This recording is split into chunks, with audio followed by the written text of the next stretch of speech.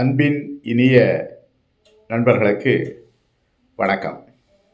சிரபுஞ்சியில் அதிகமான மழை பெய்யுது அப்படின்றது நம்ம எல்லாருக்கும் தெரியும். சிரபுஞ்சி பார்த்திங்கன்னா கிட்டத்தட்ட 124 ஆண்டுகள் உலகத்தில் அதிகமாக மழை பெய்யும் இடமாக இருந்தது. 1861 தான் சிரபுஞ்சியில் அதிகமாக மழை பெய்யுது அப்படின்ற மாதிரி கின்னஸ் அறிவித்தது. 1985 தான் மான்சிராம் வந்து அதுக்கு அதை விட அதிகமான மழை பெறும் இடமாக அதை வந்து தெரிவு செய்தார்கள். அதுவும் கின்னஸ் தான் அறிவித்தது 1985.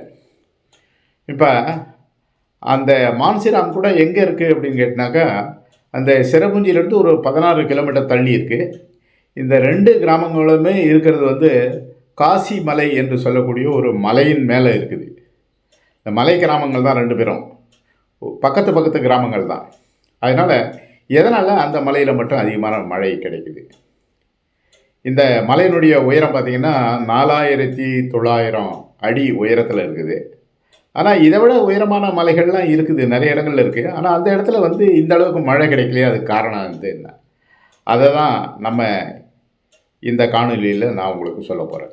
குறிப்பாக அவர்கள் சொல்லக்கூடியது வந்து என்ன கேட்டால், அந்த மலையினுடைய அமைப்பு தான். அந்த காசி மலை பார்த்திங்கன்னா செங்குத்தான மலைகள். சாதாரணமாக நம்ம மலை எங்கே பார்த்தாலும் சரிவாக இருக்கும், மேலே உச்சி இருக்கும், அதுக்கு பிறகு சரிவாக இருக்கும். ஆனால் இந்த மலைகள் பார்த்திங்கன்னா எல்லாமே செங்குத்தாக இருக்கக்கூடிய மலைகள். அதற்கு அடுத்தபடியாக வந்து அந்த பருவக்காற்று, வரக்கூடிய பருவக்காற்று வந்து எப்படி வருது, எப்படி அந்த மலை மேலே மோதுது, எதனால் அங்கே மட்டும் அதிகமான மழை கிடைக்குது அப்படின்றது தான் இதில் முக்கியமான விஷயமாக அறிவியல் வல்லுநர்கள் சொல்லுகிறாங்க.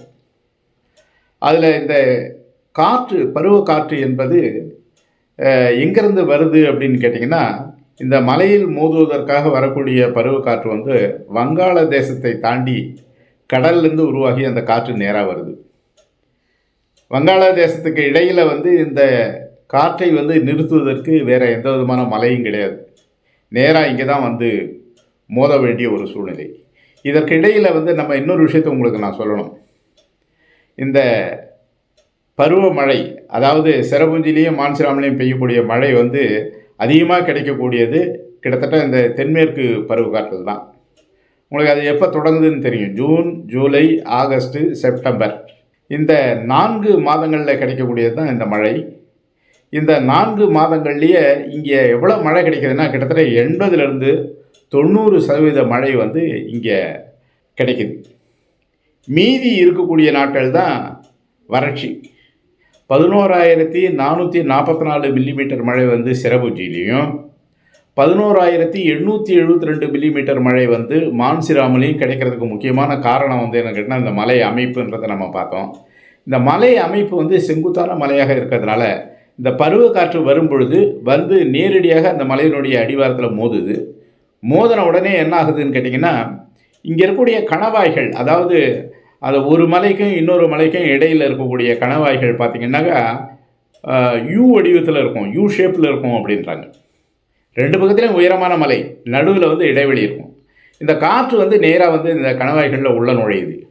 உள்ளே நுழைஞ்ச உடனே வந்து என்ன ஆகுதுன்னு கேட்டால், இந்த பக்கமும் போக முடியாது, அந்த பக்கமும் போக முடியாது. இந்த காற்று வந்து மேலே தான் எழும்ப முடியும்.